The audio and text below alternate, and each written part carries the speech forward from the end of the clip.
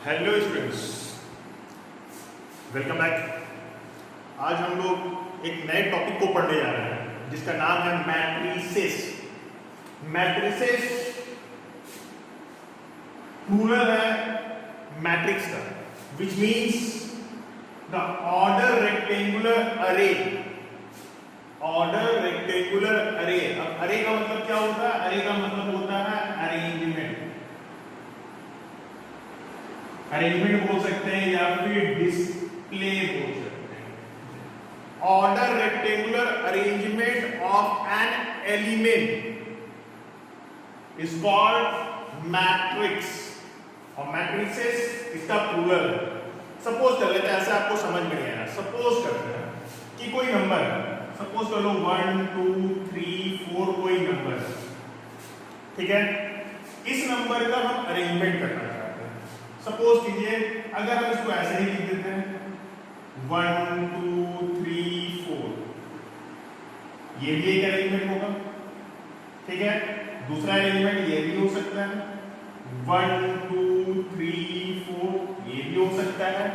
या फिर ऐसा भी अरेंजमेंट आप कर सकते हो, फर्स्ट सेकंड को इसमें ले लिए, थर्ड और फोर्थ को इसमें ले लिए, ऐसा कुछ लिख सकते हैं। तो इसी अरेंजमेंट को ही हम मैट्रिक्स बोलते हैं। इसको हम लोग क्या बोलते हैं? Column matrix. अभी आगे डिस्कस करेंगे।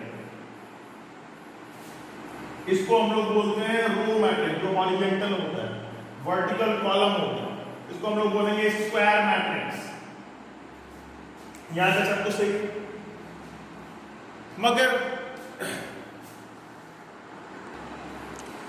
matrix can also be defined as it is just a rectangular arrangement of a row and a column.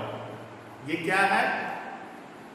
just a rectangular arrangement of row and column। रो और कॉलम का रेक्टेंगुलर अरेंजमेंट को ही matrix बोलते हैं, ठीक है। मगर ये कुछ कंडीशन को सेटिस्फाई इसको करना होता है। अगर वो कंडीशन को सेटिस्फाई नहीं कर रहा तो ये मैट्रिक्स नहीं है। वो कंडीशन क्या क्या है उसको हम लोग देखते हैं, और वो कंडीशन क्या क्या है उसे देखेंगे। Each row has equal number of elements. Equal number of elements होना चाहिए, इसको डिस्कस करेंगे। And each column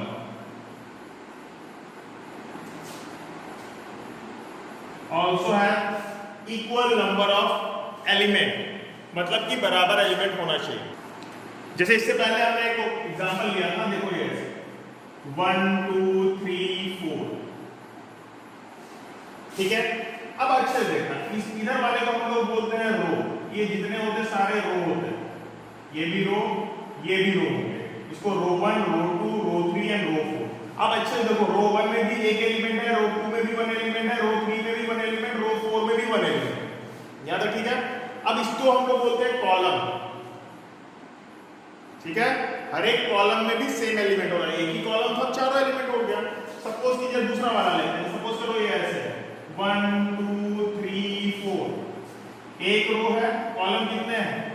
column 1 column 2 column 3 and column 4। ये चीज है। हमने क्या बोला?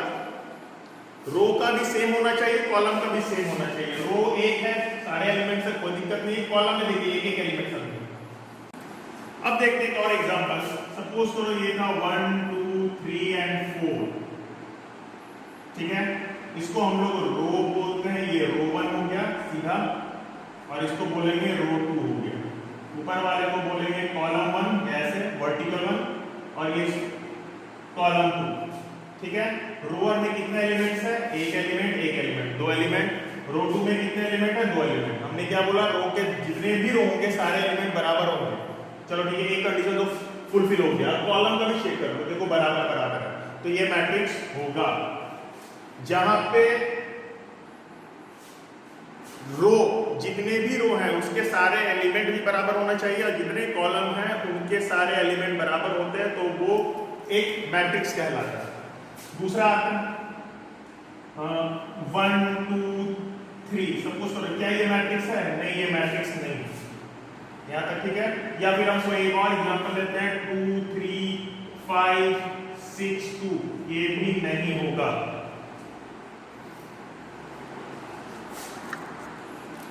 अब मैट्रिक्स के बारे में कुछ और ठीक है। सपोज कीजिए कि एक इक्वेशन दिया हुआ है, सपोज करो ऐसे 2x + 3y = 7 और 3x + 2y = 9, समथिंग ऐसा कुछ। आपको इसको सॉल्व करने के लिए बोला जाता है। तो ऑब्वियसली दो वेरिएबल है, दो इक्वेशन दिया हुआ है, आप कोई ना कोई मेथड लगा के इसको सॉल्व कर लो, ठीक है। क्लास 10 में बहुत सारे मेथड आपने पढ़े। या फिर 3 होगा, मान लो ऐसा रहता है 2x + 3y + 4z = 1 and 4x + y + z = 2 और 3x + 2y + 9z = 5, समथिंग ऐसा। इसको भी आप कहीं ना कहीं कुछ ना कुछ उपाय लगा के इसको सॉल्व करो। सपोज करो अगर ये बढ़ के 5 वेरिएबल्स होते या 10 होते या 15 होते, तब क्या होगा? तो ऐसे साइमल्टेनियस लीनियर इक्वेशन को सॉल्व करने के लिए ही इस मैट्रिक्स को बनाया गया। सिंपल सा आप ये समझ सकते हो कि मैट्रिक्स का यूज क्या होता है? साइमल्टेनियस लीनियर इक्वेशन को सॉल्व करने के लिए यूज होता है, ओके। और मैट्रिक्स को मेनली हम लोग ऐसे डिनोट करते हैं। अब आप किसी के दिमाग में ये आएगा, सर इसका वैल्यू निकलता है? नहीं, इसका वैल्यू नहीं निकलता। ये सिंपल, इसको हम लोग क्या बोल सकते हैं? Ordered rectangular arrangement of what? Data या नंबर बोल सकते हैं या सिंबल बोल सकते हैं। बस ये होता है जिसमें सपोज करो ये ऐसे दिया हुआ है A B C and D, या फिर और इसको बड़ा कर लेते हैं, मान लो ये E और ये F, सपोज करो ऐसा कुछ। तो इसको हम लोग बोलते हैं जो हॉरिजेंटल होता है, ये हॉरिजेंटल वाला ये पोर्शन, इसको हम लोग बोलते हैं रो। ये पहला रो, इसको बोलेंगे दूसरा रो, इसको हम लोग क्या बोलेंगे? सेकेंड रो, रो 2। इसको हम लोग बोलते हैं कॉलम, इसको हम लोग क्या बोलते हैं? कॉलम। ये हो गया कॉलम 1, ये हो गया कॉलम 2, ये हो गया कॉलम 3। मतलब जो वर्टिकल होता है उसको हम लोग बोलते हैं कॉलम। यहां तक ठीक है, कोई दिक्कत नहीं। और एक चीज ध्यान दोगे, मैट्रिक्स को हम लोग मेनली A या फिर B बड़ा जो होता है कैपिटल लेटर से डिनोट करते हैं, ठीक है। और उसके एलिमेंट को छोटे लेटर से, ठीक है। AIJ, अभी इसके बारे में हम बताएंगे, यानी A = AIJ, अभी हम इसको बताएंगे। इसको एलिमेंट को रिप्रेजेंट करते हैं, अंदर वाले को एलिमेंट बोलते हैं। नेक्स्ट जो हम लोग पढ़ेंगे वो है, नेक्स्ट टॉपिक इज ऑर्डर के बारे में हम लोग पढ़ेंगे। तो नेक्स्ट टॉपिक है, उसको बोलेंगे ऑर्डर ऑफ अ मैट्रिक्स। अब देखते हैं ऑर्डर ऑफ अ मैट्रिक्स क्या होता है। Order of a matrix, order of a matrix equal to क्या होता है? Number of row equal to यही पे लिखना है, number of row into number of column is called order of a matrix. और रो को हम लोग किससे डिनोट करते हैं? n से, और कॉलम को किससे डिनोट करेंगे? n से।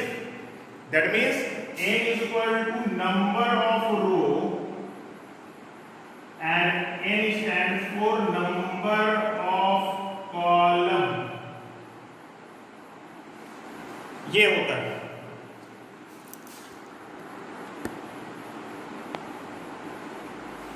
तो एक एग्जांपल चेक करते हैं। सपोज कीजिए ये कोई मैट्रिक्स दिया हुआ है, सपोज कीजिए कोई A मैट्रिक्स दिया हुआ है 2 3 4 5 6 7। तो आपको बोला जाएगा कि इसका ऑर्डर बताना। ऑर्डर हमेशा यहाँ पे लिखा जाता है, यहां तक याद रखना, ठीक है। तो पहले हम लोग क्या लिखेंगे, पहले रो को काउंट करते, तो रो कितने हो गए, एक रो दो रो, तो 2 इंटू कॉलम कितने हैं 1 2 3, 2 इंटू 3, ये बन गया आपका। सपोज करो ऐसे 5 9 2 माइनस 3 समथिंग ऐसा कुछ है, तो रो कितने हैं, दो रो, तो 2 इंटू कॉलम कितने हैं 2, तो 2 इंटू 2 का ऑर्डर हो जाएगा इसका। अगर इसी में ऑर्डर आपके पास गिवन है, आपसे ये पूछा जाए कि टोटल एलिमेंट कितने होंगे, सपोज कीजिए ऑर्डर आपका ये दिया हुआ है 2 इंटू 3 का कोई ऑर्डर दिया हुआ, तो बोलेगा टोटल एलिमेंट कितने होंगे, सिंपली आप मल्टीप्लाई करो, 2 3 का 6, काउंट कर लो 1 2 3 4 5 6। सिमिलरली इसमें भी यही होगा, सही है।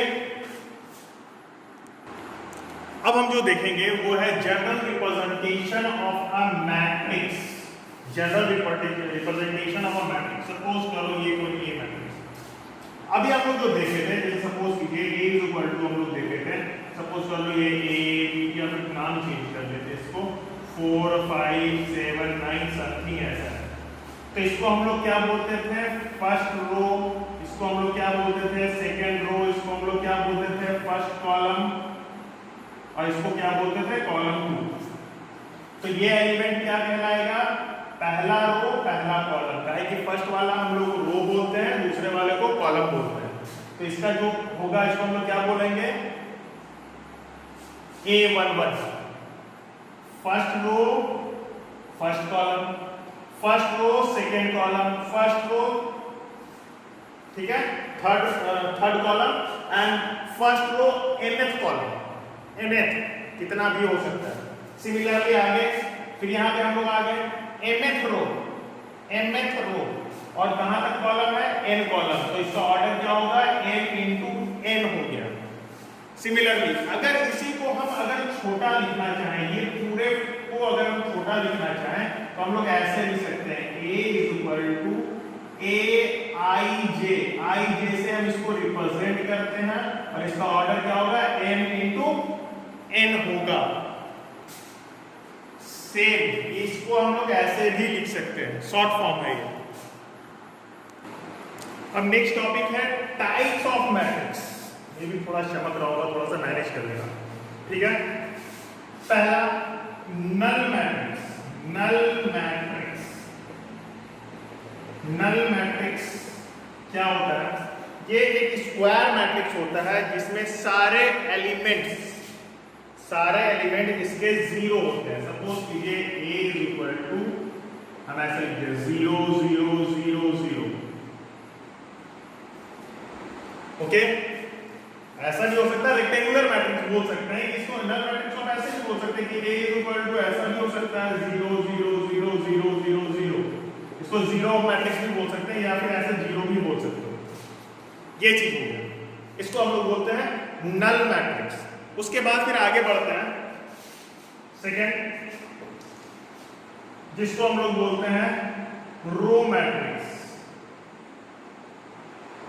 और इसका नाम है रो वेक्टर भी बोल सकते हैं, row vector, mainly row matrix के नाम से जाना जाता है। रो मैट्रिक्स जो ऐसे अरेंजमेंट किया हुआ है हॉरिजॉन्टल लाइन पे, जैसे मान लो 2 3 4, इसको हम लोग रो मैट्रिक्स बोलेंगे, ठीक है।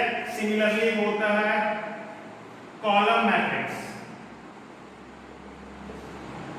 जो ऐसे रहता है इसका, ओके। अगर इसका ऑर्डर लिखने के लिए आपको बोल दिया जाए, तो आप इसका क्या लिखोगे, कितने रो है, 1 रो है, और कितने कॉलम है 1 2 3, 1 इंटू 3। सपोज करो इसका ऐसे दिया हुआ है, a b c दिया हुआ है, इसका ऑर्डर लिखना है, तो रो कितने हैं 1 2 3 इंटू 1, ओके। तो null matrix, row matrix, column matrix आपका हो गया। अब एक और देखेंगे, इसका नाम है स्क्वायर मैट्रिक्स, सारे को नोट करते जाएंगे आप।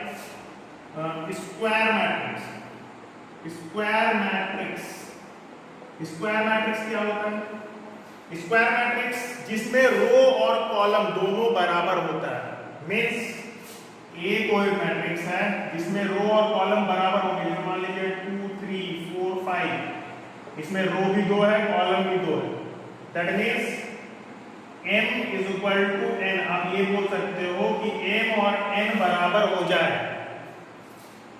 इसी में कहते थे ना m इंटू n ऑर्डर होता था, तो इसको हम क्या लिख सकते हैं, m इंटू n भी बोल सकते हैं या n इंटू n भी बोल सकते हो। ये होता है मेरा स्क्वायर मैट्रिक्स। यहां तक ठीक है? स्क्वायर मैट्रिक्स ऐसे भी हो सकता है, ये 2 इंटू 2 का है, 3 इंटू 3 भी कर सकते हैं, 3 4 5 6 7 8 2 1 3, 3 रो 3 कॉलम्स, ये स्क्वायर मैट्रिक्स हो गया आपका। अब देखेंगे डायगोनल मैट्रिक्स, ये fourth number is diagonal.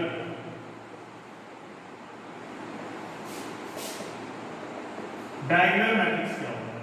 Diagonal matrix भी स्क्वायर मैट्रिक्स का ही एक फॉर्म है। A is equal to, suppose कीजिए ऐसा कुछ है, चलो ऐसे A11 A12 A13 A21 A22 A23 A31 A32 A33।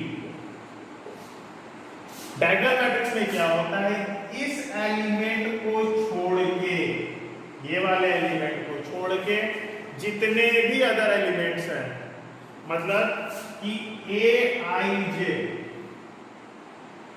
वो मेरा हो जाए 0, अदर देन क्या, Aij is equal to 0 for I is not equal to j, I और j जब इसमें बराबर नहीं हो। देखो ये समझ देखिए, इसमें I और j बराबर है, इसमें भी I और j बराबर है, इसमें भी I और j बराबर है, उसके अलावा जो भी होगा वो मेरा क्या होगा,